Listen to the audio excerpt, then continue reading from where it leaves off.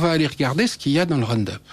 Et on a fait des analyses par spectrométrie de masse. C'est encore d'autres études qui ont permis de savoir exactement ce qu'il y avait dans le Roundup. Les composés dits secrets. Oui, donc, parce que je rappelle pour nos auditeurs, nous avons ce libre journal des sciences et techniques où nous recevons le professeur Seralini et qui parle en particulier de ses travaux qui suivent son étude de 2012 sur le Roundup, les OGM, les maïs génétiquement modifiés. Et au cours de la partie qui précède de cette émission, nous avons rappelé que la société Monsanto gardait un secret industriel extrêmement fort sur les composés du Roundup. Le Roundup comprenant du glyphosate et d'autres produits dont justement vous êtes en train de parler. Mais il ne déclare que le glyphosate comme principe actif. Donc nous avons voulu savoir s'il y avait des poisons autres, parce que vraiment les rats souffraient beaucoup plus que simplement ce qu'on voyait avec le glyphosate sur les cellules. Et il y avait aussi des problèmes de toxicité qui ressemblaient à ce qu'on voit avec les dérivés du pétrole, les dioxines, etc. Alors, si on résume, nous avons publié une étude unique au monde.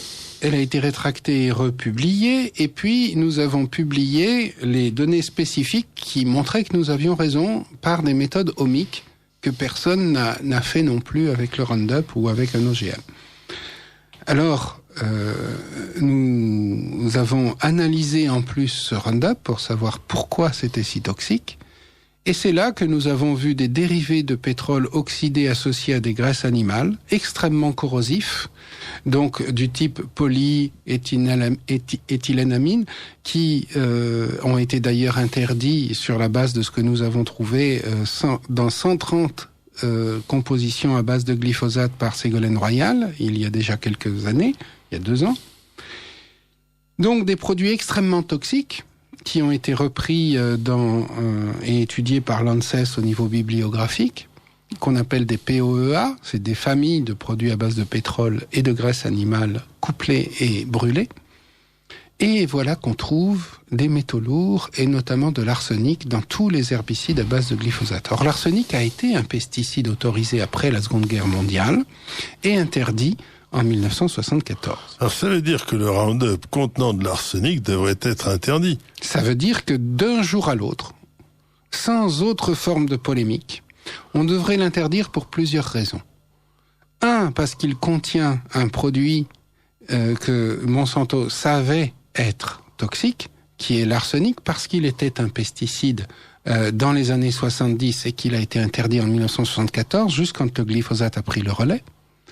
2, parce qu'il y a fraude à la déclaration, c'est-à-dire que le principe actif n'est pas le glyphosate dans nos mains, mais d'ailleurs nous avons essayé dans notre dernier papier, le glyphosate tout seul sur les plantes, ça ne marche pas en tant qu'herbicide au bout d'une semaine.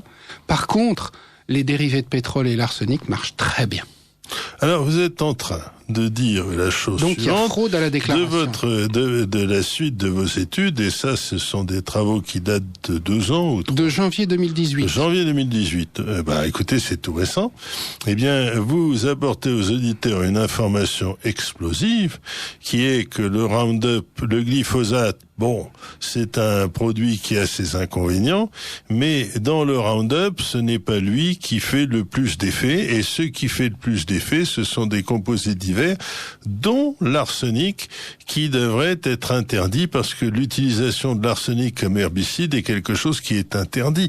Alors ça veut dire qu'en clair, c'est qu'il y a d'abord fraude à la qualité, et puis ensuite il y a l'usage de produits interdits, qui n'ont pas été déclarés. C'est quelque chose d'extrêmement grave. Extrêmement grave. Alors je vais le dire juste avant que l'article ne paraisse, à la fin de l'automne 2017 au BfR, qui est l'agence allemande qui a été en charge d'évaluer le glyphosate pour l'Europe. Je vais le dire à Nicolas Hulot, je vais le dire aux ONG, je vais le dire dans un livre sur les pesticides dans le vin qui vient de paraître chez Actes Sud, et je le dis dans le monde entier. Et en fait, les gens prennent ça avec des pincettes parce qu'ils savent pas quoi faire avec. Parce qu'ils peuvent pas. C'est là qu'il faut qu'on se comprenne bien, professeur de Wels. Ils peuvent pas interdire d'un jour à l'autre un produit aussi généralisé. C'est comme si on trouvait une fraude dans les PCB. On ne peut pas enlever tous les produits des canapés et des installations électriques. Là, on ne peut pas revenir sur 30 ans d'agriculture intensive d'un jour à l'autre. Parce que les firmes ne sont pas prêtes à remplacer d'un jour à l'autre 80% d'OGM tolérants au Roundup et le Roundup comme herbicide majeur du monde. Donc, on va chercher des compromis. Donc, pour l'instant, on essaye de garder ça sous le boisseau. C'est un peu le principe. Le scandale va éclater. On disait dans les banques, too big to fail. Voilà. C'est assez trop gros pour que ça tombe. Et un jour, ça tombe. Et le problème, c'est que vous avez une démonstration parfaitement bien étayée que le Roundup est un produit qui utilise une substance interdite de façon illicite, illégale. Et en fait, ce sont ces substances illicites qui sont, combien de fois, vous l'avez dit 1000 fois. 1000 fois plus actives dans leurs effets que le glyphosate lui-même. Et le glyphosate est en fait une espèce de leurre. C'est-à-dire de l'heure pour camoufler. Et qui permet un brevet à pas cher. Voilà. Et qui permet aussi d'avoir des doses autorisées résiduelles dans les aliments et dans l'eau qui sont très élevées. Oui. Et alors? Parce que les tests de doses journalières admissibles sont faits avec le glyphosate tout seul par la société Monsanto. Et alors le glyphosate est un produit qui finalement est dangereux, mais pas tant que ça par rapport à toutes les substances en apparence secondaires et qui sont camouflées, qui sont dans le Roundup. Et le Roundup est donc un scandale sanitaire majeur. Majeur. Et même les ONG qui l'ont compris, Greenpeace et autres, même dans le monde, même les journalistes qui l'ont compris, comme Marie-Monique Robin et d'autres, n'osent pas le dire parce que pour eux c'est trop compliqué.